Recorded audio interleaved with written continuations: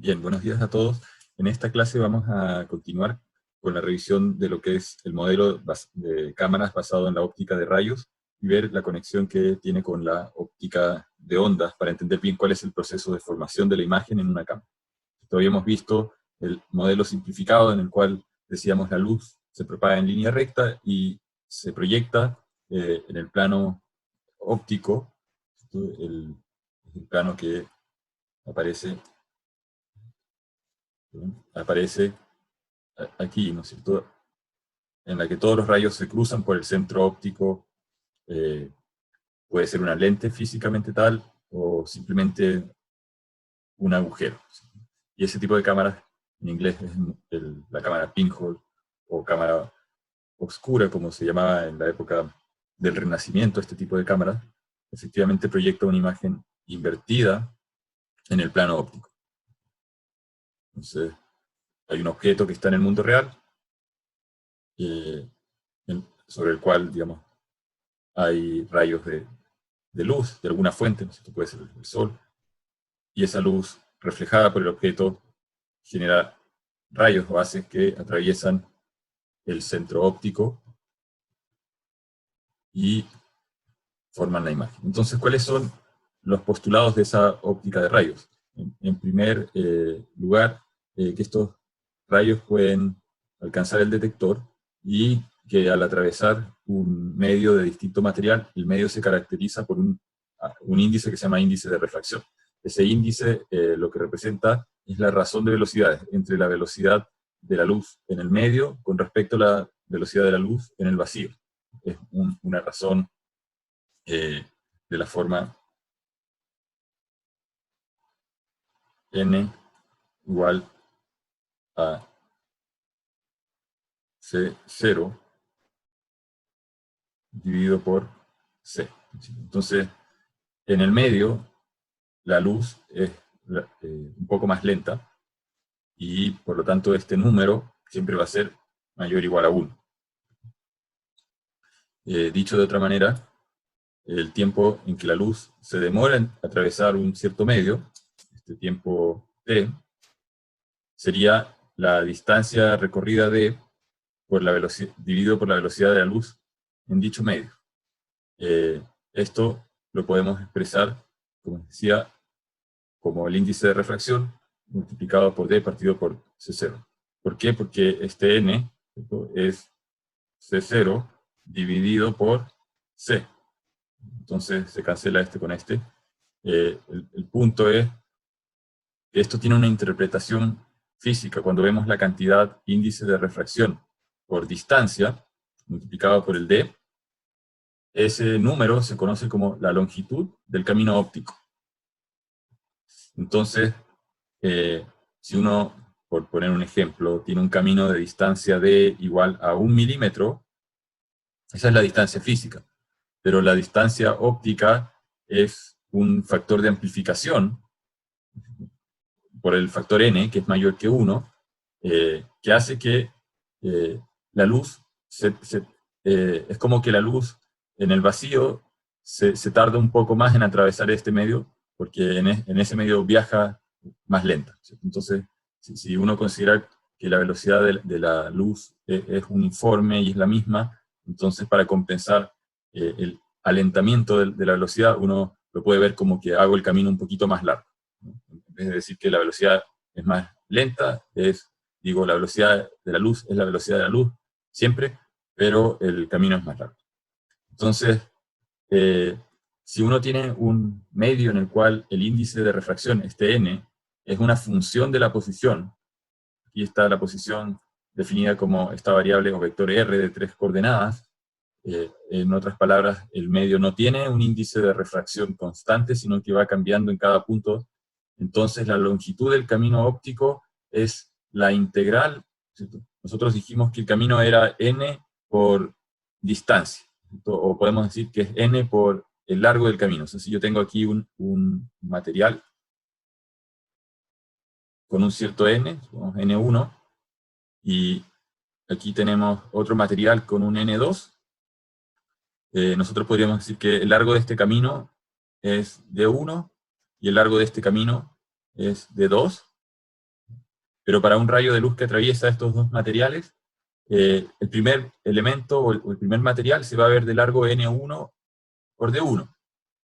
Uno habría dicho, bueno, la distancia total física es d1 más d2, pero en este caso la distancia del camino óptico es n1 por d1 más n2 por d2.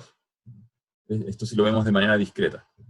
Ahora, si tenemos un medio continuo, si tuviésemos más elementos o más capas, podemos tomar esto de manera discreta con muchas capas, etcétera. Aquí, no sé, la capa n sub k por el medio sub k, por la distancia de sub k. Esto lo podríamos transformar al final en una sumatoria, ¿cierto? En una sumatoria de índices de refracción, n sub k por la distancia de sub k. Pero si tomamos estos d sub k como elementos infinitesimales, esto en realidad se transforma en una integral del índice en la posición particular por el largo del camino, o el elemento diferencial de largo, para elementos R que pertenecen a un camino C o a una curva. Si nos movemos desde un punto A, siguiendo una curva, hasta un punto B, estas posiciones dentro de la curva serían el R, la ubicación a lo largo de la curva, y en cada posición hay un índice de refracción que es n de R. Entonces el camino óptico es n por el largo infinitesimal del camino. Hay un elemento infinitesimal acá de largo de S que hay que ir sumándolo. Entonces, básicamente lo que tenemos acá es la fórmula para el largo óptico, o la longitud óptica del camino. Voy a borrar todo esto, si no, no se va a entender. Entonces, si el camino se alarga, bueno, también se va a alargar el tiempo, y nosotros podemos, teniendo el largo L, podemos calcular el tiempo que la luz se demora en atravesar ese camino, que va a ser el largo por la velocidad de la luz en el vacío. Recuerden que este largo L mayúscula no es el largo geométrico o la longitud geométrica, es el largo que ya está amplificado por los cambios en el índice de refracción. El principio de Fermat es otro postulado importante. Dice que los rayos entre dos puntos, A y B, siguen el camino tal que el tiempo de desplazamiento es un extremal, en particular un extremal mínimo, relativo a posibles caminos vecinos. O sea, si uno tiene dos puntos, A y B, y aquí hay un medio que tiene índices de refracción distintos, N de R, la luz puede viajar por distintas rutas o distintos caminos. Puede ir por acá, se puede ir por acá, pero el camino que va a recorrer es el de menor longitud en el sentido del camino óptico. En otras palabras, uno puede... ¿Qué pasa cuando n es igual a 1? Cuando n es igual a 1, tenemos que la velocidad c0 dividida por c es igual a 1, lo que significa que c0 es igual a c, o sea que el medio es un medio que deja pasar la luz sin frenarla o sin retrasarla. En cambio, cuando n es mayor que 1, la velocidad en el medio es c0 dividido por n, por lo tanto es más lento. Y pueden haber zonas en las cuales el camino es mucho más lento y zonas en las cuales el camino es intermediamente lento. Entonces, lo que dice el principio de Fermat es que el camino que va a seguir la luz es el de menor resistencia. Hay una pregunta por acá de Diego. Sí, dale. Sí. Cuando n es igual a 1, ya no sería como una línea como una serpiente, sino que sería una línea recta, ¿no? Como lo estoy imaginando.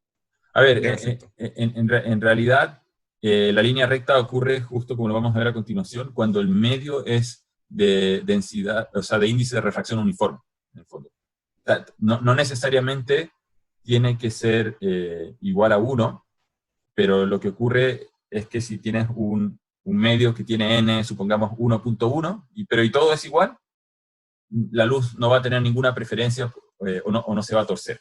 El cambio de dirección, que después vamos a ver también ocurre de acuerdo a la ley de Snell, ocurre por cambios en el índice de refracción.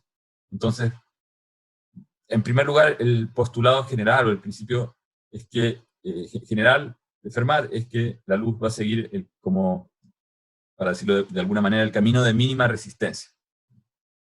Ahora, si todo el medio tiene exactamente la misma resistencia, va a seguir la línea recta. Entonces, matemáticamente eso significa el camino mínimo es minimizar la longitud con respecto a posibles curvas alternativas.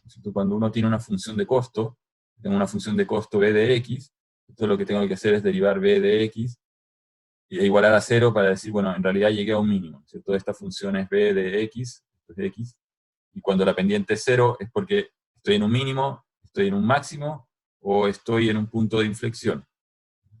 Entonces, en el caso particular, digamos, de la óptica de rayos o de la luz, siempre es un mínimo. Cualquier otro camino alarga la distancia óptica. Entonces, eso es desde el punto de vista como de la definición matemática. Vamos a borrar esto. Y nosotros vamos a hacer ciertos supuestos simplificatorios.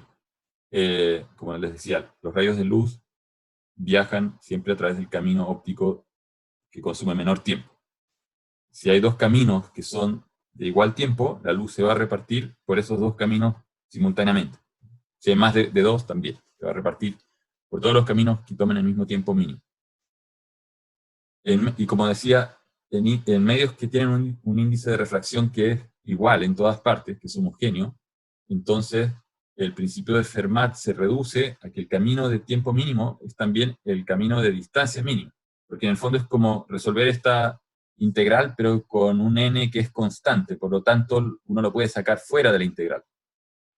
Si lo sacan fuera de la integral es una constante, ¿no? Entonces yo puedo dividir toda la ecuación por n constante y al final, en el fondo, estoy resolviendo integral de a a b igual a 0.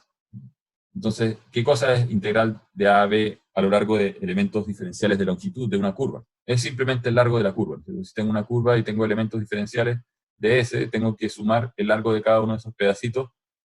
Y entonces, si tengo dos puntos A, B, y esto se puede demostrar también por geometría, ni siquiera utilizando o recurriendo al cálculo integral diferencial, que si despedazo esta curva en pedacitos que pertenecen a un tramo de una línea recta entre los dos puntos, ese es el camino mínimo. Cualquier otro camino va a tener una longitud mayor. Entonces, el principio de Fermat se reduce a que el camino de tiempo mínimo es el de distancia mínimo, y el de distancia mínimo es la línea recta, y eso se conoce como el principio de Herón, que también era algo que se había observado en la antigüedad, pero nadie lo formuló matemáticamente hasta mucho después, en la época de Newton, en las cuales se empiezan a hacer los primeros postulados sobre óptica. Pero en la época de Newton no se conocía la naturaleza ondulatoria de la luz, o sea, no se conocía la teoría de ondas, que se desarrolla después a principios de 1900 con Maxwell. Dice, la onda tiene, la luz tiene una naturaleza en la cual uno puede al mismo tiempo, simultáneamente, modelarla como partículas, a pesar de que los fotones no tienen masa, y como una onda electromagnética, y generan una distorsión en el campo electromagnético al momento en que se va desplazando. Entonces, la luz tiene esta como dualidad de ser una especie como de elemento mecánico, uno podría decir, uno lanza una piedra en un estanque y se genera esta onda, y tiene un fenómeno de propagación muy similar al que ocurriría a la de una onda acústica, pero al mismo tiempo uno la puede considerar como si fuese una partícula que se desplaza en línea recta y que no cambia de rumbo a menos de que se encuentre con un medio que hace que cambie de rumbo. Si el medio es igual en todas partes, la luz se va a mantener siguiendo una línea recta. Entonces, bajo ese principio de seguir el camino de la mínima distancia, está en primer lugar el fenómeno que ocurre sobre un espejo, ¿no es cierto? Entonces, entender que el ángulo de incidencia, supongamos que se llama phi, es igual a phi sub I de incidencia es igual al ángulo de reflexión. Si uno traza la normal al plano, entonces hay un ángulo phi sub r de reflexión, entonces phi sub I es igual a phi sub r. Y eso uno lo puede ver o demostrar a través del principio de Herón. Si uno tuviese aquí, supongamos, un vidrio completamente transparente de índice de refracción 1, o sea, deja pasar la luz sin frenarla, el rayo seguiría recto. Y si uno copia este punto C, o sea, uno puede imaginar cualquier ubicación al otro lado de este vidrio, ¿no? En particular un C', si uno lo copia a una distancia equivalente, la luz va a hacer este camino que está acá, ¿sí? Pasando por C. Uno podría decir, ¿por qué no hace otro?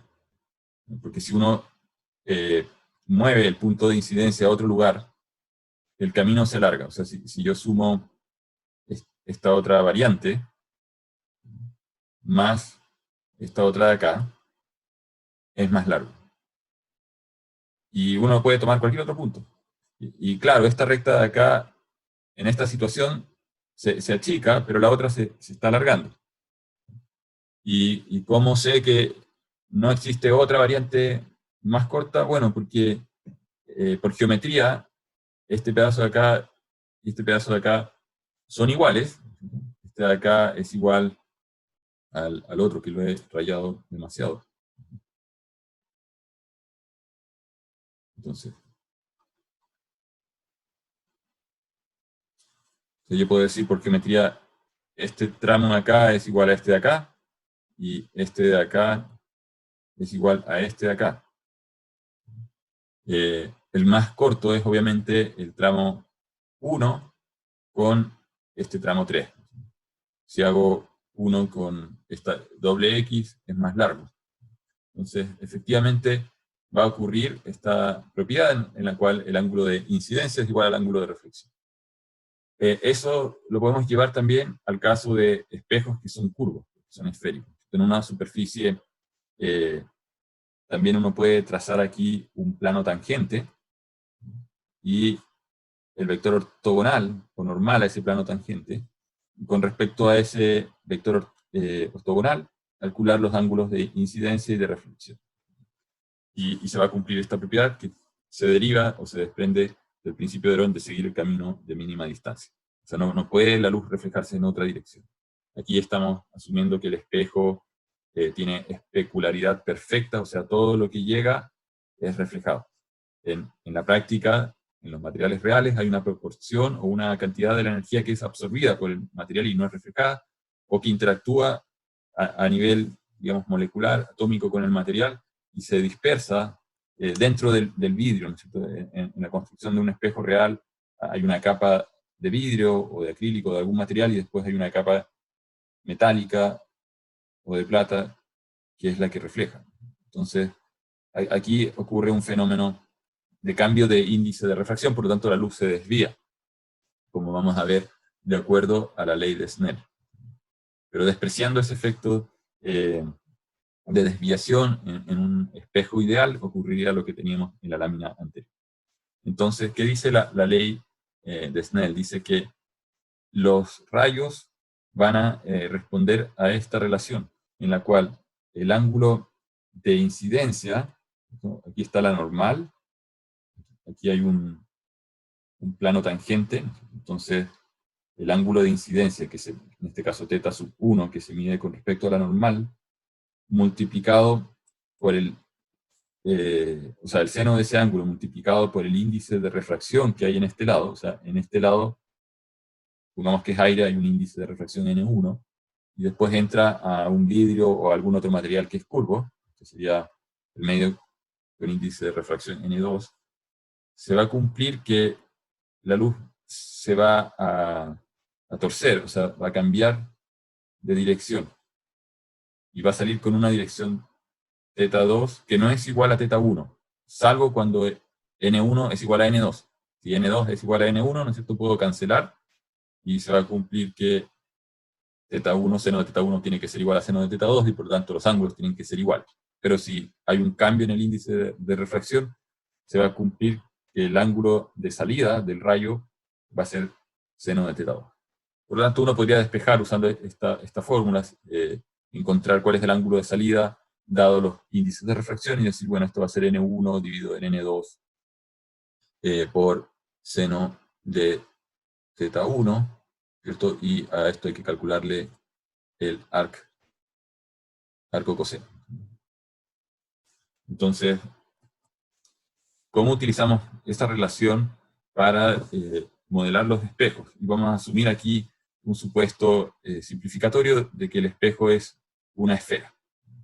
Entonces, y esto es en parte para simplificar las matemáticas. En general, las lentes no son esféricas, tienen a veces curvas que son un poco parabólicas para enfocar los rayos, pero en la simplificación de las ecuaciones aquí vamos a hacer un par de supuestos. Primero, que los rayos son prácticamente paraxiales.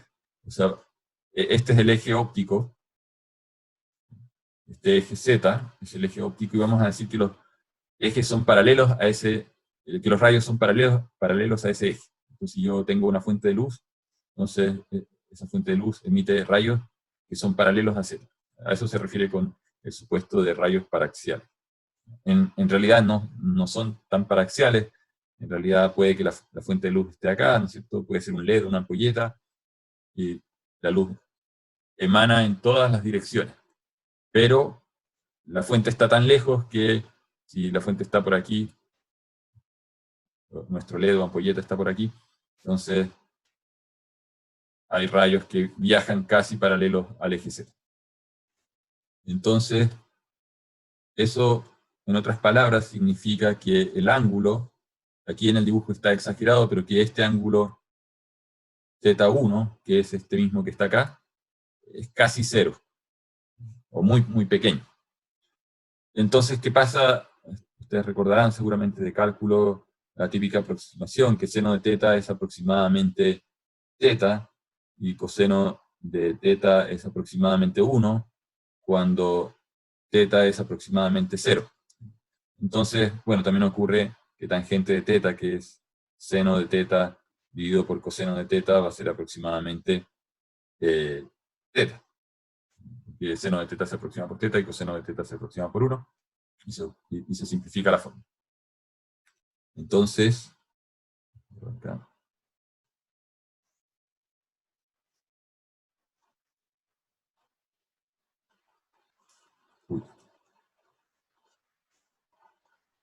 Entonces,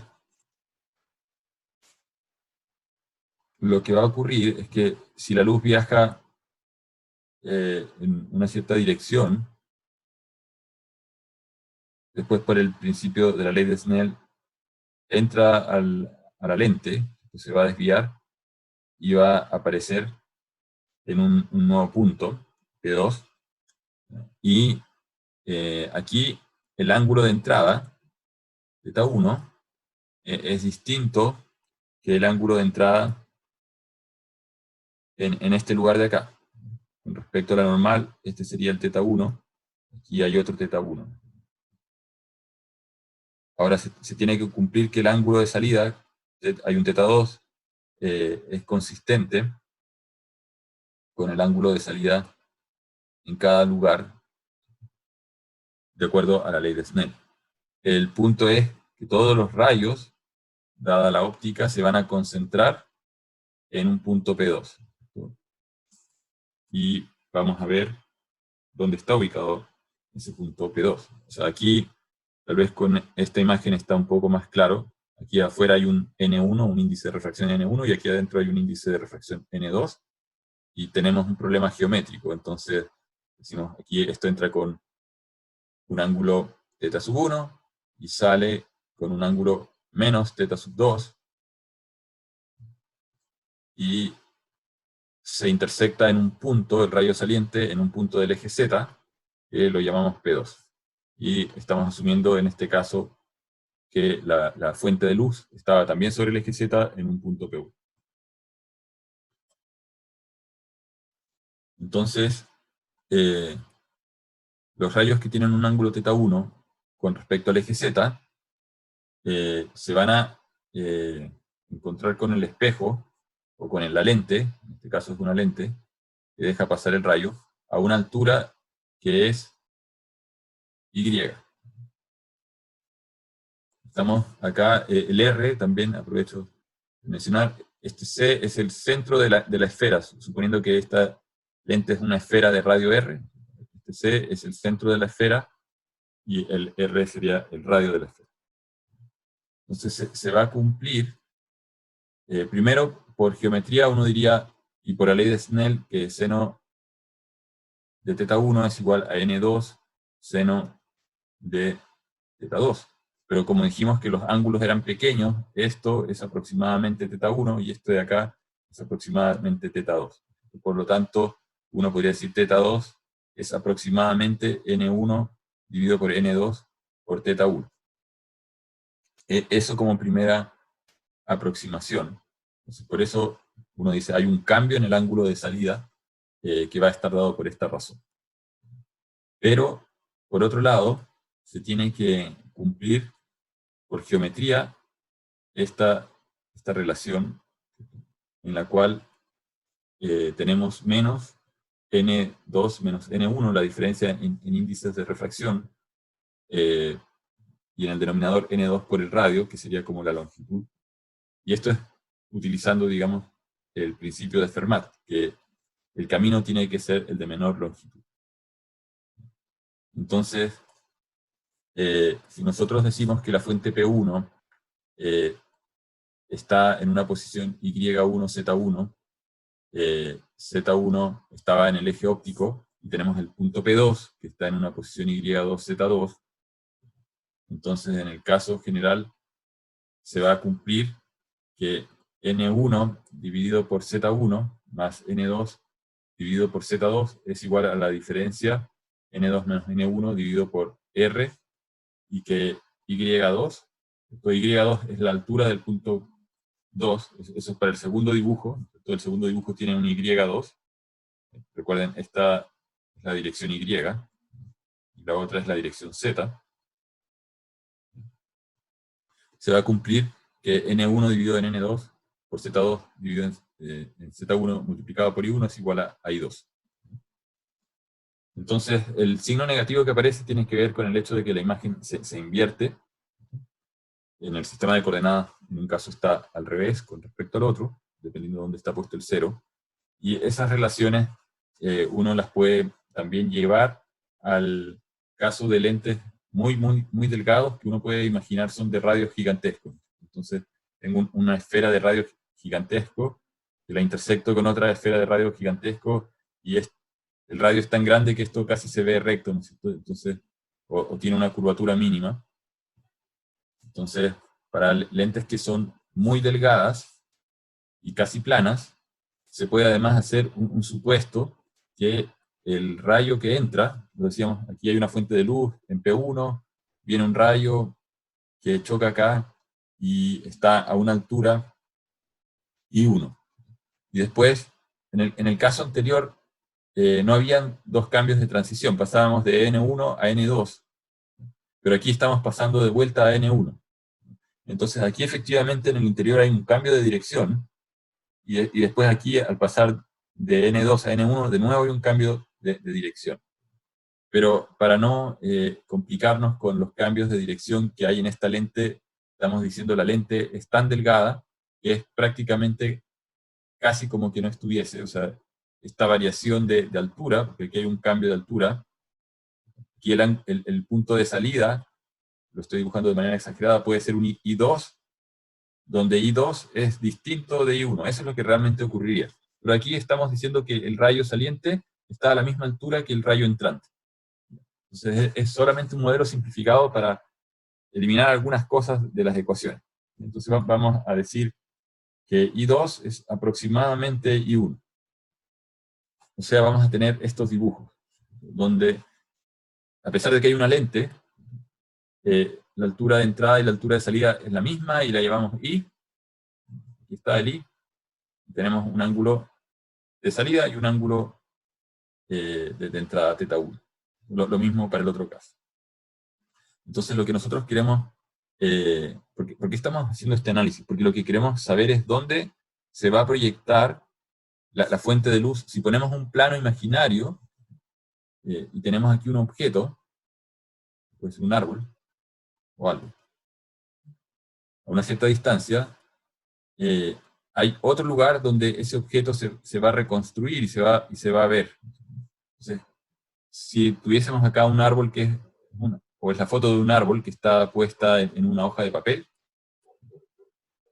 todos los puntos están a la misma distancia, entonces se formaría un equivalente, una proyección equivalente en otra hoja de papel que está a una cierta distancia, y está Z2. Queremos saber cuánto vale este Z2 dado Z1. Me dicen, mira, la hoja de papel está a tal distancia. ¿A qué distancia tengo que poner aquí el telón para que se forme la imagen? ¿Qué pasa si pongo el telón en otro lugar? Claro, todos los rayos que emanan de acá van a dar en distintos lugares, pero están dispersos, no están concentrados donde deberían concentrarse, por lo tanto uno ve la imagen borrosa. Esa es como la primera observación. Cuando uno no enfoca una lente, el no enfocar significa que en realidad estoy proyectando sobre un plano que está antes o después del punto donde todos los rayos convergen. Y eso se traduce en que no está toda la misma intensidad del origen proyectada sobre el destino. ¿Ya? Entonces queremos encontrar ese Z2. Entonces se cumple por las relaciones anteriores, si uno, digamos, revisa la geometría, que el θ2, el ángulo de salida θ2, satisface esta relación en la cual es aproximadamente θ1 menos y partido por f. Al principio, esta es una fórmula aproximada. Recuerden que detrás de esto, si es que uno quiere hacer la derivación matemática correcta, está la función tangente de θ. Cuando uno habla de tangente de θ, ¿cierto? Aquí está θ, está x, y, si uno dice tangente de θ, es x dividido en y. Entonces, dada la geometría de los rayos, tenemos una altura y, tenemos una distancia z1, tangente de θ es igual a y dividido en z1. Pero también hicimos una aproximación de rayos paraxiales y dijimos tangente de θ es aproximadamente θ. Y por lo tanto, cuando calculamos cuánto vale el ángulo θ o este ángulo θ1, en vez de expresarlo en radianes, lo estamos, que en realidad es una unidad adimensional, lo estamos expresando como la razón de dos magnitudes, en este caso, de estos catetos Y, Z1. Entonces, cuando uno ve este número, ¿no es cierto? ¿Qué cosa es Y partido por F? Porque aquí como que la primera impresión es que, bueno, esto tiene radianes, unidades de radianes, y esto tiene unidades de distancia, no sé, metros dividido por metros. Y como que llama la atención esa ecuación, porque uno dice, pero esto no cuadra, estoy sumando ángulos o restando ángulos con otras cosas que no tienen unidades de ángulo. Sin embargo, es por este supuesto que esto se puede hacer. Entonces, o llegar a esa simplificación. En realidad lo que deberíamos haber calculado son sumas de ángulos, pero uno de esos ángulos se reduce a esto. Entonces, esto es importante porque aquí tenemos ángulo de salida, ángulo de entrada a la lente, la altura en la cual el rayo choca en la lente y la distancia focal f, que es lo que nosotros queremos encontrar. En este gráfico está la distancia focal f, definida como el punto donde se va a formar la imagen. Entonces, puede estar más acá, puede estar más acá. Queremos encontrar ese punto, cuánto vale este f, donde se van a enfocar todos. Entonces, también se puede demostrar que para las lentes esféricas,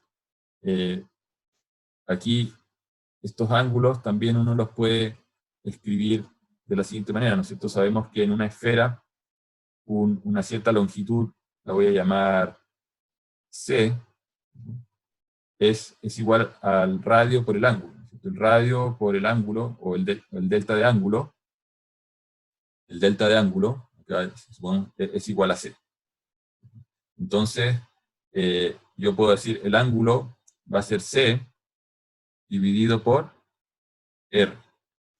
Entonces, estos ángulos que están acá en esta fórmula, en vez de escribirlos como ángulos, los puedo escribir aproximadamente en términos de una distancia. Entonces, esta C es una distancia, tiene unidades de metros, dividido por otra distancia, es R. Pero dijimos que esta lente era la intersección de dos esferas, una que tiene radio R1 y otra que tiene radio R2, y teníamos una diferencia de n menos n1 dividido por n2. Esto lo podemos escribir como un 1 menos n o n menos 1. Podemos cambiar acá el signo y expresar que este n es la razón de cambio de los índices de refracción con respecto a la velocidad de la luz. Entonces, también se cumple esta relación que 1 partido por la distancia focal es n menos 1 multiplicado por 1 dividido por el radio 1 menos 1 partido por el radio 2. Entonces, estas ecuaciones son las ecuaciones que, o parte de las ecuaciones, al menos en su primera aproximación, aquí debería estar escrito con un aproximado, que utilizaría a alguien que va a diseñar la lente. O sea, yo necesito que la imagen se enfoque en un CCD. Finalmente yo quiero capturar el mundo real en una cámara digital. Hoy en día, o antiguamente habría sido sobre un film. Necesito poner acá una lente, y por construcción, esta lente va a estar a una distancia del chip. ¿No es cierto? Y tengo que hacer, entonces, que la luz que viene del mundo exterior, está el árbol, el objeto que estamos fotografiando, entonces se proyecte correctamente sobre el chip. Esa es la distancia f. Entonces, si yo defino el f, entonces con esa información podría empezar a buscar cuál es el radio R1, R2 que tengo que usar para que ocurra eso. Y entonces, si por temas prácticos necesito que la cámara sea compacta como la cámara de un celular, de un smartphone, este f puede que sean 2 o 3 milímetros, no más que eso, o incluso menos, 1 milímetro, son casi planos. Por lo tanto, necesito acá una curva muy distinta de que si es una cámara de fotos convencional, ¿no es cierto?, o más profesional, con una lente grande donde puedo tener un espacio acá de 50 milímetros.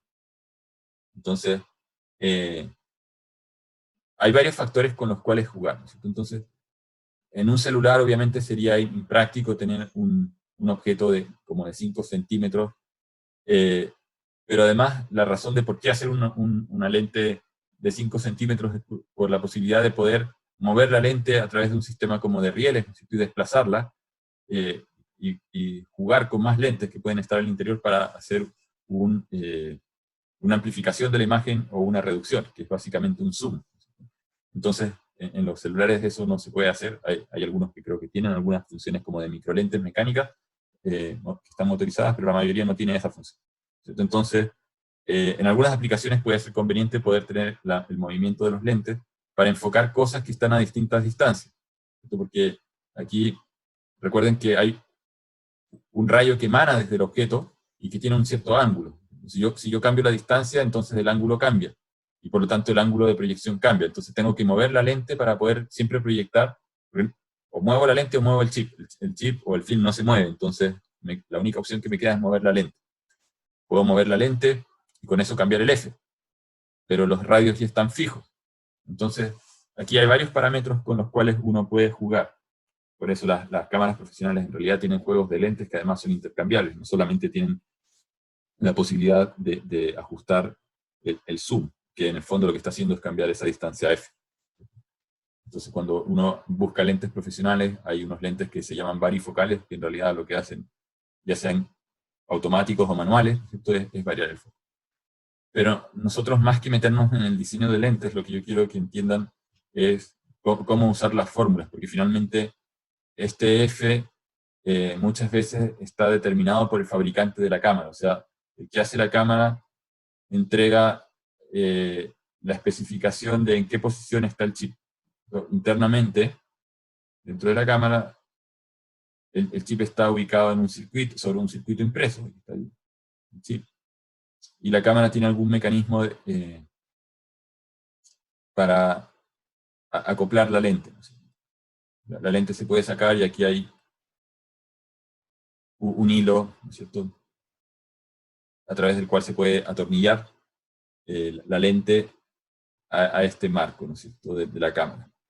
Entonces, el fabricante lo que dice es que el borde de este marco al chip tiene una cierta distancia F. Entonces, cuando uno compra la lente, uno tiene que comprar la lente para esa distancia focal, considerando que el objeto que va a observar típicamente se encuentra a otra distancia. Entonces, el fabricante va a decir, si lo que uno quiere mirar está a 1 metro y la cámara es de tal tipo, tiene esta distancia, entonces tiene que hacer una curvatura particular en la lente. Si el objeto que uno va a fotografiar o observar está a 100 metros de distancia, no es otra lente, tiene que estar hecha con los ángulos correctos o las curvaturas correctas en cada lado. Entonces, estos Z1 y Z2 los podemos considerar como la distancia al plano óptico, ¿no es cierto? Este es el plano óptico, y Z1 es la distancia de este objeto, Z1 es la distancia de trabajo. O sea, yo quiero que mi cámara trabaje a una cierta distancia del objeto, y entonces yo normalmente voy a conocer estos dos datos. Z2 me lo da el fabricante, Z1 me lo da la aplicación. Y entonces con eso calculo el F. Está también la fórmula del factor de amplificación, que es esta fórmula y que está ligada a la geometría de rayos. ¿Cierto? Cuando decíamos que hay un objeto que tiene altura Y1, ¿cierto?, y miro la punta del árbol a través de una lente, aquí está el plano óptico, supongamos que acá está el horizonte, esta es la lente. Entonces, ese rayo va a viajar en línea recta, de acuerdo al principio de Herón, del camino de mínima distancia, va a pasar a través de la lente, y se va a proyectar acá en una altura Y2. Entonces, esta distancia de acá sería nuestro Z2, y esta distancia sería nuestro Z1. Y nosotros, ¿qué habíamos dicho? Que Z1, aquí por triángulos equivalentes, es a Y1, como Z2 es a Y2. O dicho de otra manera, Y2 es igual a Z2 por Y1 dividido por Z1. Entonces, esta razón Z2 dividido por Z1, uno la puede considerar como un factor de amplificación o de reducción de la lente. El mundo real tiene un tamaño Y1 y se achica a un tamaño Y2. Porque hay un signo acá por el sistema de coordenadas. ¿Cierto? Aquí yo estoy poniendo valores absolutos, pero lo correcto es definir un marco de referencia. Aquí las coordenadas, decíamos, este era el Z y este era el Y. Entonces, cuando está el marco de referencia de coordenadas, aparece un signo menos, porque el Y2 es negativo, ¿no es cierto?, en la dirección del Y que hemos definido positivo hacia arriba. Entonces el Y2 está proyectándose negativo. Entonces, lo importante es demostrar la ecuación de formación de la imagen. Esta es la ecuación, diría yo, más importante desde la perspectiva del usuario, ¿ya? Porque finalmente, a menos de que se dediquen al diseño de lentes o a la óptica de sistemas de instrumentación, en la cual tendrían que usar las fórmulas que están en las láminas anteriores, o incluso simular esto con programas, porque en realidad la forma correcta es resolver esa integral, pero hay que conocer el material de fabricación de las lentes o variaciones. Si es que hay un sistema de múltiples lentes, hoy en día se usan programas como CMAX para simular todo el conjunto. En una versión simplificada, lo que se necesitan son estas dos fórmulas. Entonces, ¿cómo se demuestra esta fórmula que es una fórmula clave para elegir la lente correcta. En primer lugar, nosotros decíamos que el ángulo θ1, cuando teníamos acá la lente, es este ángulo de acá, θ1, y esto está a una altura I, y está a una distancia horizontal Z1. Entonces, tangente de θ1, este ángulo de acá, es Y dividido por Z1. Pero, tangente de θ1 es aproximadamente θ1. Porque estamos diciendo que θ1 es aproximadamente 0, o es paraxial al eje Z. Entonces, tenemos esta relación. Lo mismo con θ2. θ2 está por el otro lado, y un punto. Entonces, aquí sale θ2, tenemos distancia Z2, y tenemos altura I. Entonces, pero aquí estamos al otro lado del marco de referencia, por lo tanto, la cantidad Z2 es negativa. Si decimos que para este lado es positivo, este lado es negativa, o viceversa. Da lo mismo donde pongan el signo, va a aparecer como un menos en una de las dos ecuaciones. Entonces, también esta relación de tangente de θ2 igual a Y partido por Z2 se reduce a esto de acá. Ahora nosotros teníamos la ecuación 1.211, voy a borrar acá, que por las leyes de Snell y del camino más corto generan esta relación.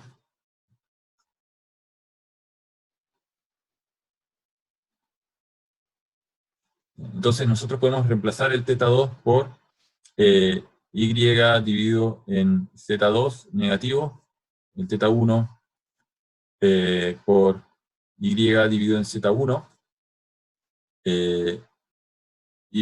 no, este era positivo, perdón. Y entonces, primero nos damos cuenta que el Y aparece arriba en todos los términos, ¿cierto? En el numerador, así que lo podemos eliminar. Y reordenando los términos, si pasamos los términos a un lado u a otro de la ecuación, llegamos a esto, que 1 partido por Z1 más 1 partido por Z2 es igual a 1 partido por F. Entonces, tenemos la fórmula clave acá, 1 partido por Z1 más 1 partido por Z2 igual a 1 partido por F. Si nosotros queremos despejar F, ¿cierto? Esto sería, ¿qué cosa? Sería F igual a Z1 por Z2 dividido por Z1 más Z2. Z1 es la distancia de trabajo. Este es Z1. Después tenemos que aquí está Z1 también, más Z2, pero Z2 es igual a Z1 por I2 dividido en I1. O sea, en el fondo podemos reemplazar estas distancias por, usando la segunda fórmula, ¿cierto? La segunda fórmula es la que nos da el factor de amplitud. Entonces, en vez de trabajar con las distancias Z2 y Z1, podemos trabajar con los tamaños Y2 y Y1. Entonces, al reemplazar los Z2, ¿qué vamos a tener? Vamos a tener Z1 por Z1 y 2 dividido en I1. Acá abajo vamos a tener Z1 más Z1 y 2 dividido en I1. Podemos borrar los Z1, Z1, Z1, Z1. Dividimos arriba y abajo por Z1.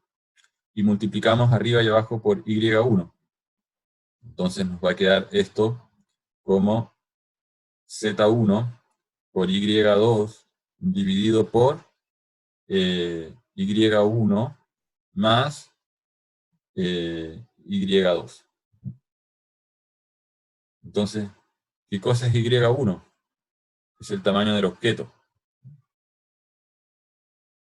Cuando hacíamos nuestro dibujo decíamos, acá hay un árbol que se proyecta acá en la imagen, ¿no es cierto? Entonces está nuestro árbol en el mundo exterior, y decíamos, este árbol tiene un tamaño Y1, y se proyecta sobre el plano focal en algo que tiene un tamaño Y2.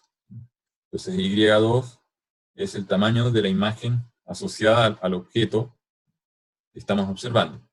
Y2 está acá, el tamaño de la imagen, aparece Y2 y aparece Z1. Entonces, la fórmula fundamental es esta, y la fórmula de amplificación o de magnificación, que es esta de acá. Esas son las dos fórmulas fundamentales que, si las juntamos, se reducen a esto que está escrito en palabras, y es más fácil de entender, tal vez, que hablar de Z1, Z2, Y1, Y2.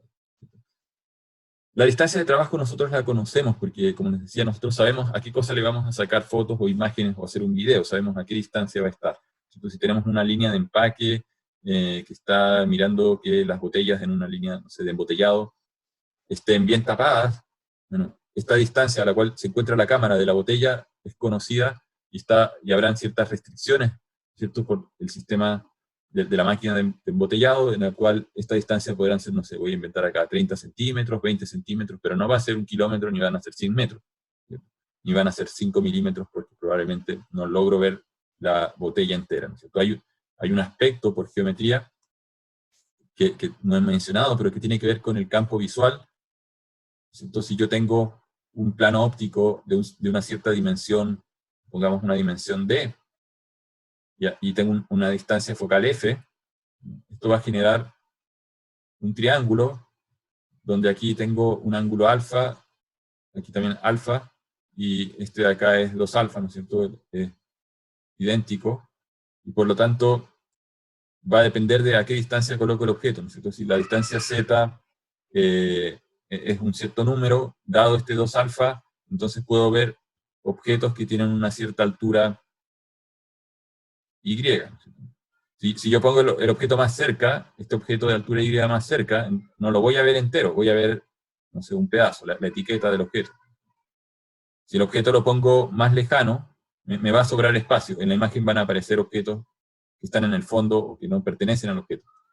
Por lo tanto, si yo quiero aprovechar el campo visual al máximo, tengo que, dada la lente, ¿cierto?, ubicar, o dado el campo visual, el fabricante de la lente normalmente va a decir, esta lente es de 51 grados o de 90 grados, incluso si se fijan en webcams. Hoy en día las webcams más caras, que son para videoconferencia con reuniones de múltiples personas, vienen con ángulos de 90 grados o de 110 grados. Y las cámaras web de los computadores, de los laptops, normalmente son de 55. Y hay algunas cámaras web baratas que también son de 55. Ahora, ¿de dónde sale ese número 55? ¿Por qué 55 y no 30? ¿O por qué no 20? Tiene que ver con el campo visual del ser humano, que está más o menos entre 51 y 54 grados. Entonces, las cámaras imitan un poco lo que nuestros ojos son capaces de ver en términos del campo visual. Pero eso no quiere decir que uno no pueda hacer una cámara gran angular. Ocurren otros fenómenos que tienen que ver con distorsión, porque los rayos que vienen muy de lado hay que torcerlos para proyectarlos. Por eso uno usa las lentes gran angular, que también las llaman lentes ojo de pescado. Son lentes que toman la luz que viene casi de lado y la tuerce y la proyecta sobre el plano óptico. Pero en ese proceso se distorsiona bastante la imagen, los objetos se deforman, y en la imagen se ven como medios redondeados. Entonces, hay pros y contras de usar campos visuales muy, muy amplios cuando uno quiere observar un objeto que está muy, muy lejos. Normalmente uno angosta el campo visual, ¿no es cierto? Porque los rayos se vuelven casi paralelos. Entonces, angularmente uno está cubriendo un campo visual más pequeño. Entonces, aquí lo importante para poder calcular el F correcto es tener en cuenta a qué distancia está lo que uno está observando, a qué distancia, qué tamaño tiene el objeto a la distancia que uno lo está observando. Yo puedo observar una botella a 50 centímetros o a 1 kilómetro. Si uso un telescopio, probablemente también voy a ver esa botella puesta a 1 kilómetro. Y por otro lado, necesito saber de qué tamaño es el chip o el CCD que voy a utilizar.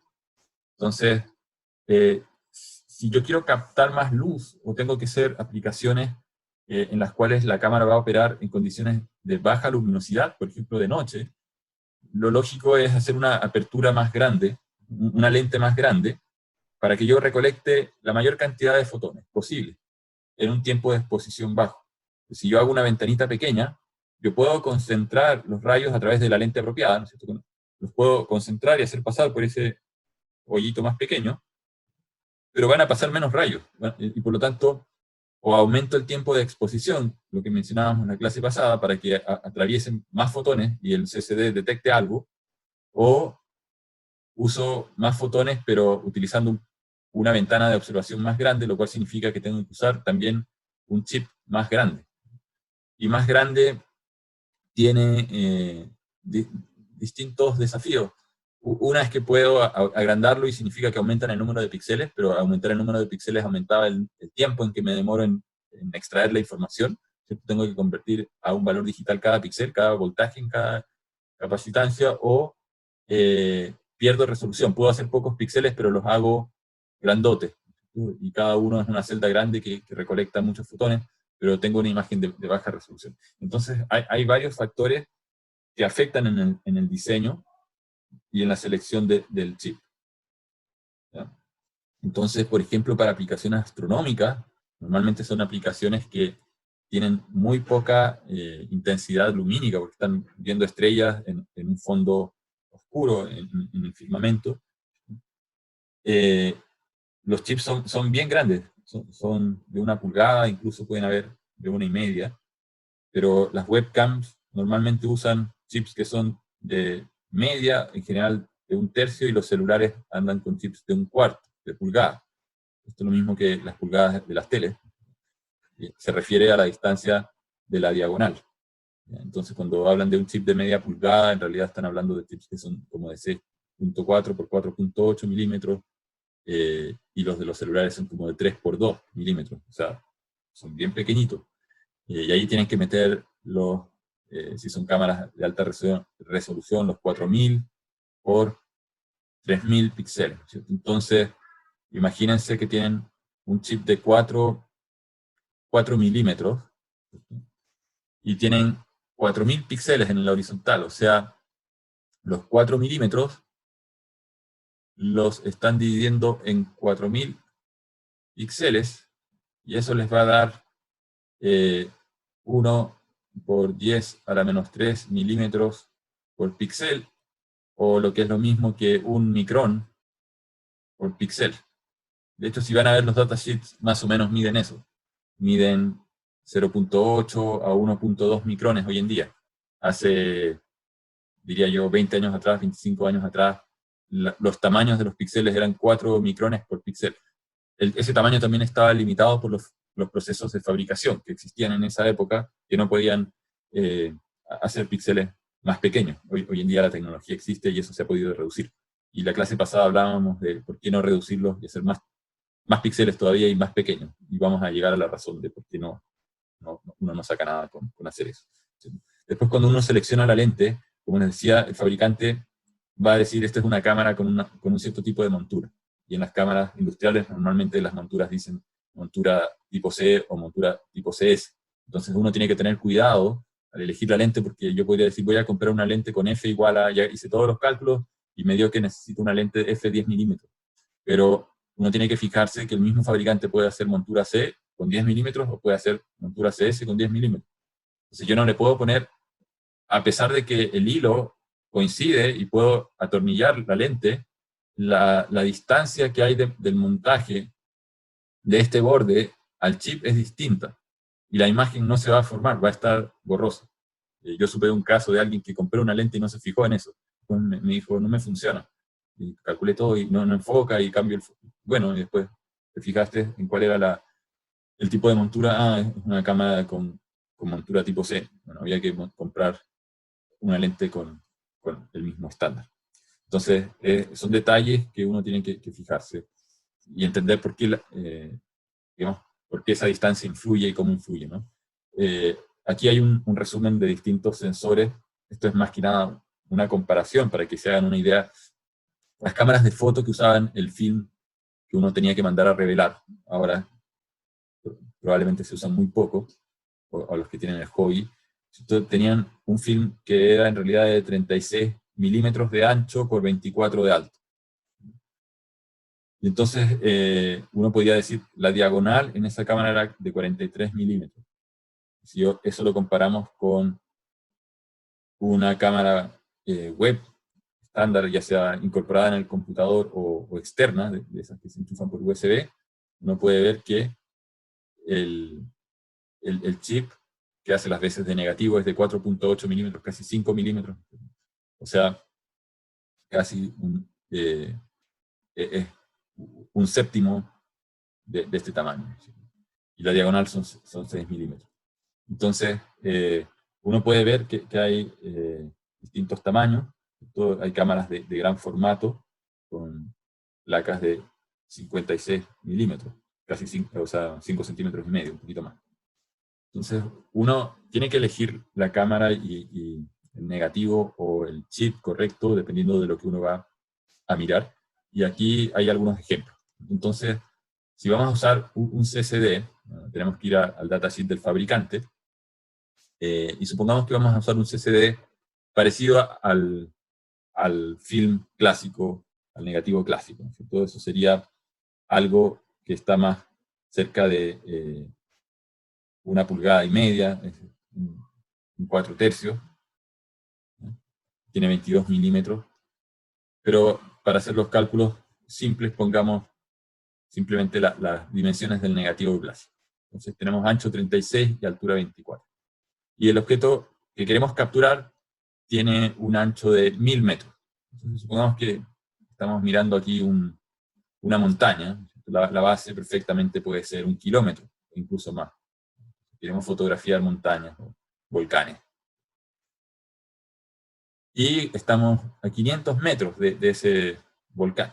Aquí podemos estar en una planicie. El que va a fotografiar este objeto está a medio kilómetro, 0.5 kilómetros, de este volcán que tiene base de 1 kilómetro. Entonces tenemos los datos que necesitamos. La distancia de trabajo son 500 por 10 a la 3 milímetros, ¿cierto? Los 500 metros llevados a milímetros. Lo podemos hacer en metros, en milímetros, pero si convertimos, o sea, si no convertimos las cosas a milímetros, tendríamos que pasar el tamaño del negativo o del chip a metros. Entonces aquí tendríamos 0.036 metros. En este caso hemos pasado la distancia a milímetros. El tamaño de la imagen que se va a formar, dado que supongo que tomaremos la foto con la cámara apaisada, ¿no es cierto? O landscape, como dicen en las hojas, y no en el formato vertical, que sería más como para un retrato. Vamos a utilizar el ancho de la cámara, que son los 36 milímetros. Si lo quisiéramos hacer al revés, con la cámara vertical, tendríamos que hacer el cálculo usando el lado menor, ¿cierto? El 24 milímetros. Vamos a usar 36 milímetros. Ese es el ancho de la imagen. Normalmente aquí estamos asumiendo además también que lo que estamos fotografiando, el volcán o lo que sea, es más ancho que alto, por lo tanto tiene sentido poner 36 milímetros. El tamaño del objeto, es 1 kilómetro, por lo tanto tenemos acá 1000 metros por 10 a la 3 para llevarlo a milímetros, más el tamaño de la imagen, ¿no? Que son 36 milímetros. Entonces, si hacemos el cálculo, eso nos va a dar 17.99 milímetros, y bueno, no venden lentes de 17.99, venden de 18, venden de 16, hay que elegir una que esté lo más cercana posible a ese valor. Ahora, ¿qué pasa si nosotros hubiésemos hecho una aproximación? En realidad, si ustedes se fijan, o sea, acá tenemos una distancia de 1.000.000 de milímetros, 1000 metros contra 36 milímetros, los 36 milímetros los podríamos haber eliminado, y llegábamos justo a 18 milímetros. Esta es la aproximación del modelo pinhole, porque en el modelo pinhole nosotros decíamos, está la montaña, aquí está la montaña, que mide en Y un tamaño I1, está la lente, está el chip o el CCD que mide un tamaño I2, está la distancia focal F y está la distancia al objeto que es el Z1. Y decíamos que F es a I2 como Z1 es a I1. O dicho de otra manera, F es Z1 por I2 dividido por I1. Entonces, I1 es el tamaño del objeto, que podemos decir es 1000 metros. En este caso es el tamaño horizontal. I2 es el tamaño del chip. En este caso es el tamaño horizontal del chip. Y Z1 es la distancia a la cual estamos trabajando con el objeto. Entonces, si hubiésemos usado el modelo pinhole, también perfectamente habrían podido calcular el F y habrían llegado a un valor bastante razonable. Entonces, el modelo pinhole no es tan malo cuando los objetos son grandes, están lejos, y son grandes, cuando uno dice grandes, son grandes comparativamente a lo que acá eliminamos, ¿cierto? Que es el tamaño del chip. Ahora, ¿qué pasa cuando el objeto que es el caso del microscopio, ¿cierto? El objeto que estoy mirando, normalmente puede ser una bacteria, una célula, es mucho más pequeño que el tamaño de la imagen que se va a formar, ¿no es cierto? Y a la distancia, y a una distancia mucho más parecida. Entonces, vamos a ver que el modelo pinhole no funciona en ese caso, ¿no? Supongamos que en el mismo ejemplo anterior, el ejemplo del volcán, vamos a reemplazar la cámara con el negativo por un CCD. Y vamos a usar un CCD más convencional de 6.4 por 4.8 milímetros. El procedimiento es el mismo, en vez de tener 36 milímetros, utilizamos 6.4 y llegamos a que la lente de esa cámara es 3.2. ¿No es cierto? Y dejémonos hasta ahí, hay una pregunta de Diego. Cuéntame, Diego.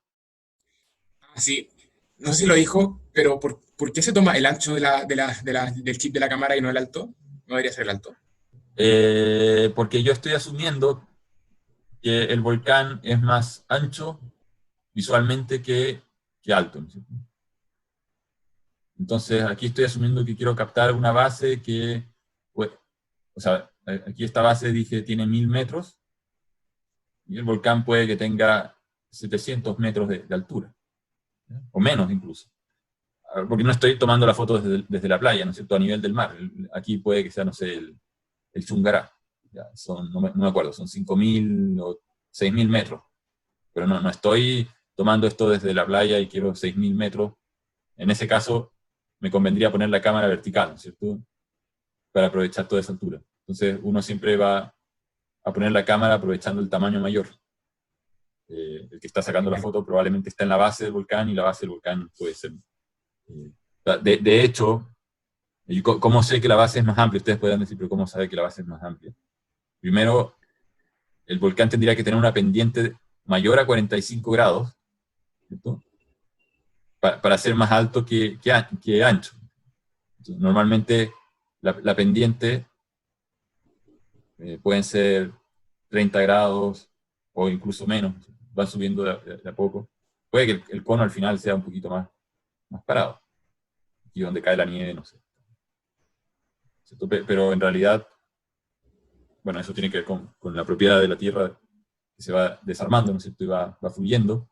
No se forman normalmente cráteres con ángulos con pendientes mayores a 40, 45. Entonces, siempre va a ser más ancha la base que la altura. Pero ese es un caso particular. Si llegasen a tener que fotografiar algo que es más alto que ancho, obviamente tiene sentido poner la cámara en la otra dirección, o usar la dirección del peor caso, ¿ya?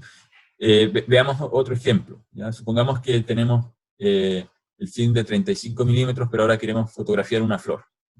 Entonces, cuando uno fotografía la flor, no sé, la flor puede que mida 30 milímetros, no sé qué tamaño le puse acá. Le puse una flor más pequeña todavía, son 10 milímetros. Y el que está sacando la foto al objeto no está muy lejos del objeto. Entonces, perfectamente puede acercarse hasta que en la imagen de la cámara aparezca solo la flor. Y eso significa, entonces, que tenemos que usar otra lente. No nos sirve la lente que calculamos recién, de 18 milímetros. Aquí necesitamos otra lente. Entonces,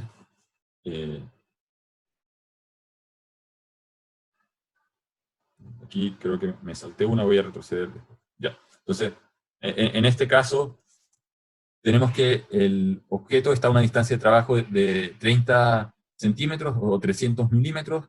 El film estamos usando, respondiendo un poco a la pregunta por qué no usar el lado corto del film, porque aquí en este caso le queremos sacar la foto a la flor como si fuese un retrato, ¿no es cierto? Entonces, efectivamente el alto es 36 milímetros y el ancho es 24 milímetros, pero en este caso quiero que la imagen esté contenida en el ancho, por lo tanto voy a usar la medida del ancho. Esa es mi limitante. Por el otro lado me va a sobrar foto, aquí puedo borrar partes de la foto, pero necesito que en el lado mínimo entre la foto. Entonces, aquí en el denominador voy a tener la distancia, el tamaño de la imagen, los 24, más el tamaño del objeto, que son los 10, y eso me da que necesito una lente con una distancia focal de 211 milímetros o 21 centímetros, que es un macro, una lente macro. Si yo hubiese usado la cámara pinhole, o el modelo pinhole, miren al resultado que uno llega, que está totalmente desviado con respecto a lo que realmente se necesita. O sea, porque esto me está diciendo que necesito una lente de 72 milímetros, casi un cañón. Entonces, es importante que tengan presente que lo correcto es utilizar esta fórmula y no el modelo pinhole, a pesar de que el modelo pinhole es lo que típicamente, como les decía, aparece en los libros de procesamiento de imágenes. Entonces, es muy importante entender cómo se forma la imagen. Aquí hay otro ejemplo, que es más el ejemplo de un caso telescópico. No sé si hay una pregunta por ahí. Sí, sí, yo, profe, una Sí, pregunta. hola. De las cámaras térmicas que ahora están, o sea, igual como que más a la moda por esto igual del virus, ¿se utilizan las mismas características, las mismas fórmulas? Porque Sí, eso es... efectivamente son las mismas fórmulas porque efectivamente la cámara está trabajando en una parte particular del espectro, que es más el espectro infrarrojo. Entonces, las longitudes de onda del espectro visible están entre los 300 nanómetros, ¿no es cierto? O lo mismo que 0.3 micrómetros, hasta, eso es como el color azul. Después llegamos al rojo. El rojo intenso son 650 nanómetros o 0.7, 0.7, 0.65, 0.7 micrómetros. Y después, aquí viene la longitud de onda de 1 micrómetro. Y si seguimos avanzando, eso es lo que se llama infrarrojo cercano. Después llegamos a 3 micrómetros. Después seguimos avanzando y llegamos a 14 micrómetros. Esto de acá es infrarrojo intermedio o medio. Y después hay un infrarrojo que está pasado a los 20 micrómetros, que es infrarrojo lejano o far infrared. ¿Ya? Los que están haciendo astronomía de repente están mirando cosas en el far infrared. Las cámaras de vigilancia que tienen los edificios o esas como de vigilancia de seguridad están entre 1 y 3 micrómetros. De hecho, un poco después, entre 0.8 y 3 micrómetros.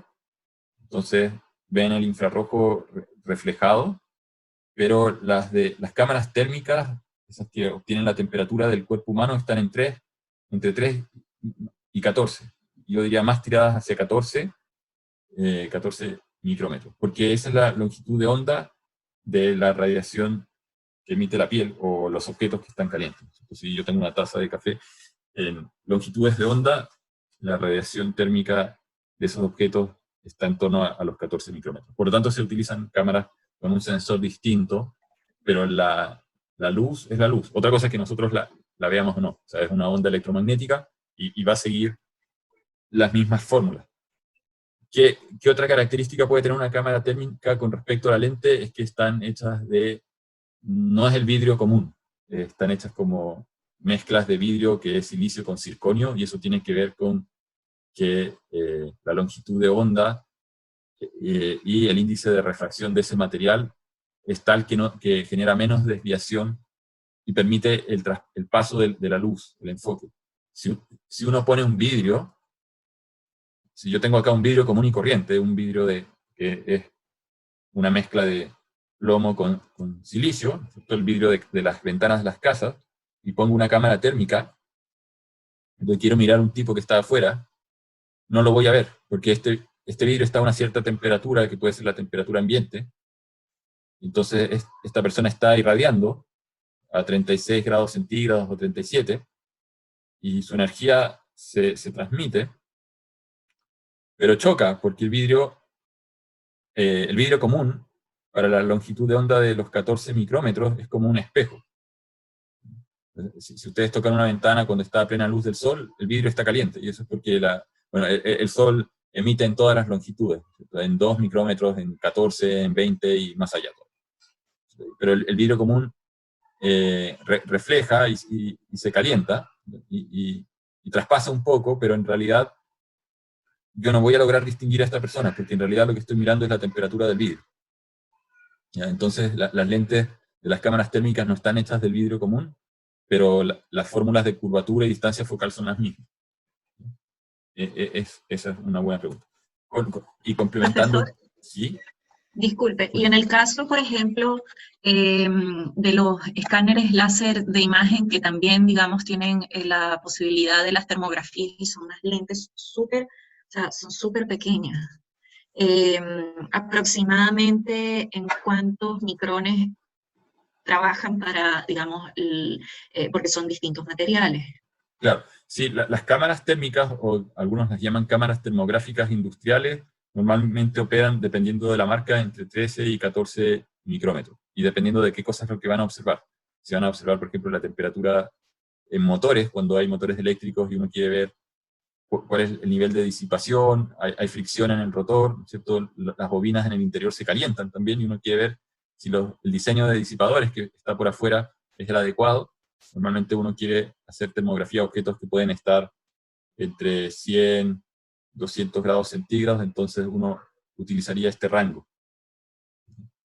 Si es para vigilancia nocturna, uno no necesita... aquí hay que entender que este objeto está irradiando calor.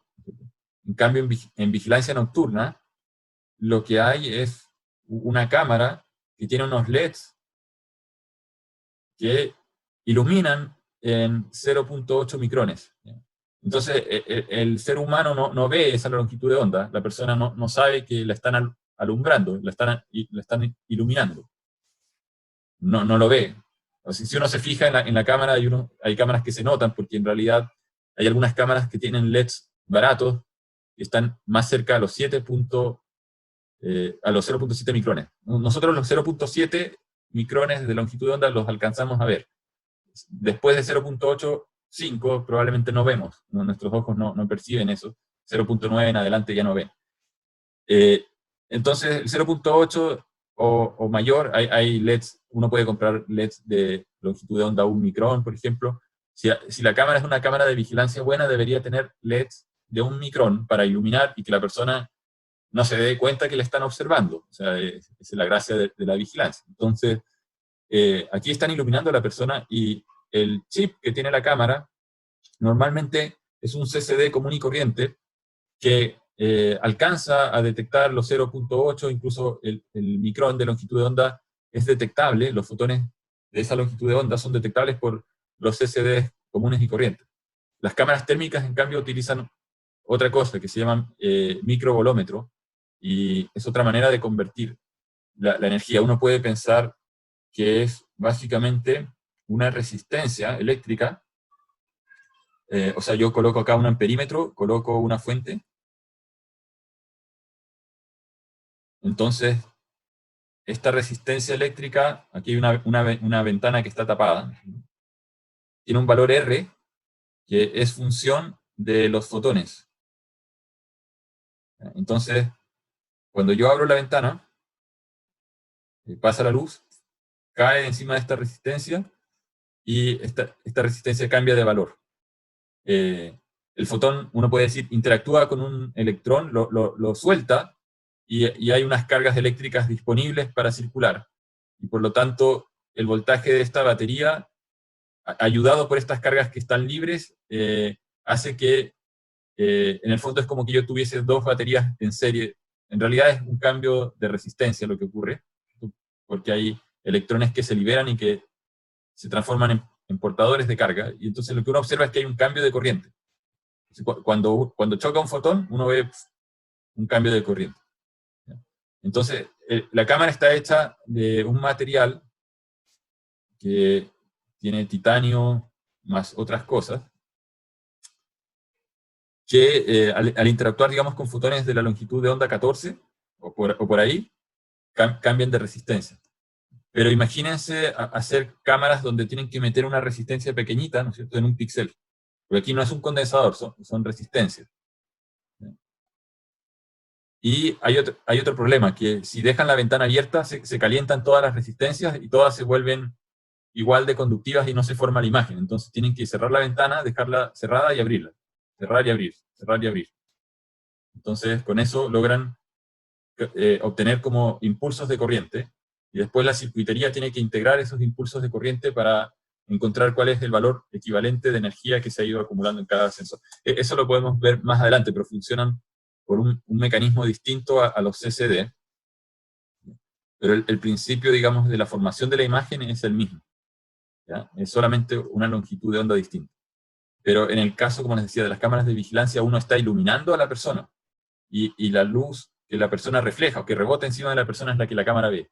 En las cámaras termográficas, en cambio, no es que uno esté iluminando el motor o uno esté iluminando el objeto, sino que el objeto irradia. Y entonces tengo que tener cámaras muy, muy sensibles, porque se imaginarán que lo que irradia, o sea, si uno se para lejos de un motor, uno no siente el calor ni nada. O sea, probablemente a 2 centímetros del motor, si está muy caliente y uno acerca la mano recién, empieza a sentir algo porque el aire alrededor se ha calentado. Pero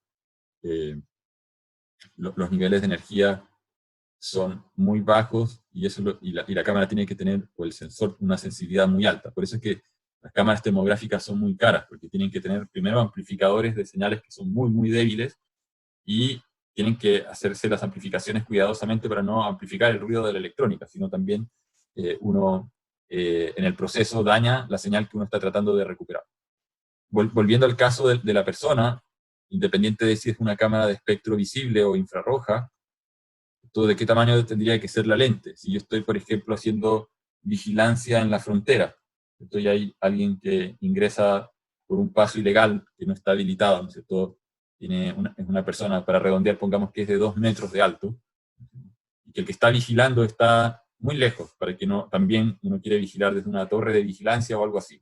O incluso puede ser un vehículo aéreo no tripulado, ¿no es cierto? Un dron que tiene la cámara y está volando, no sé, sobrevolando una cierta zona, y normalmente están a más de 500 metros del suelo para que no los escuchen o no sepan que están dando vueltas.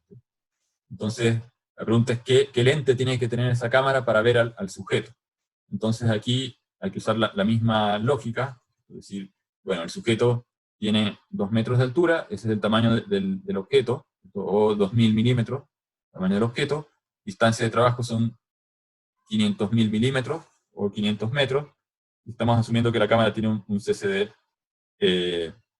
convencional, o sea, no, un film, un negativo convencional, y vamos a sacar la foto en este sentido, ¿no? Entonces el lado más pequeño son los 24 milímetros, y eso nos da que necesitamos prácticamente una cámara de 6 metros, o sea, un teleobjetivo.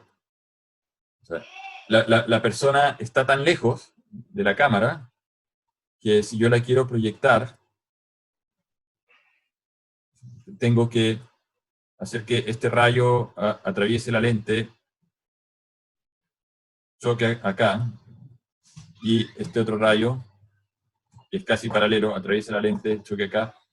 Entonces, como esta distancia son 500 metros, y esta persona tiene 2 metros de alto, estos rayos son casi paralelos, y por lo tanto, para proyectar esto en 24 milímetros,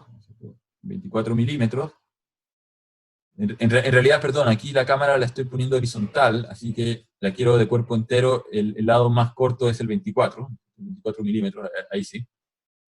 La altura de la persona. Tiene que caber dentro de la imagen. En el fondo estoy diciendo, tengo que poner la lente a 6 metros del plano de proyección. A 6 metros. Eso obviamente no es factible, tendría que usar un telescopio casi. Entonces lo que se hace es poner lentes que en el fondo concentran estos rayos y después los van amplificando, de manera los van torciendo de manera de proyectarlos sobre esta zona, pero en una distancia menor. El efecto de haber puesto varias lentes que están en secuencia es que la distancia focal equivalente se reduce a pocos milímetros, a 50 milímetros, a un teleobjetivo. Los teleobjetivos profesionales a veces son de 60 centímetros. Los que, por ejemplo, hacen fotografía deportiva de jugadores usan unas cámaras que necesitan un trípode porque la lente en sí es un juego de lentes y cada una de estas lentes tiene la curvatura calculada para ir torciendo los rayos e ir enfocando. Pero nosotros, como les decía, no nos vamos a meter en el diseño de lentes. Lo que necesitamos saber es que la distancia focal equivalente es un teleobjetivo que tiene una distancia focal de 6.000 milímetros. Si uno va y busca lentes para cámaras convencionales, típicamente encuentra lentes que tienen distancias de 28 a 105 milímetros y que físicamente eso cabe dentro de un espacio como de 50 milímetros. Hay algunas lentes acá que se ajustan, se pueden regular para cambiar el enfoque y lograr distancias equivalentes al rango 28-105, cuando son lentes varifocales. Y si ya uno necesita un teleobjetivo, entonces uno empieza a buscar lentes especiales que pueden tener 60, como les decía, 60 milímetros, 60 centímetros, y que logran una distancia focal equivalente de 6.000. No sé cómo estamos con la hora, no me he fijado. Uy, estoy bien pasado.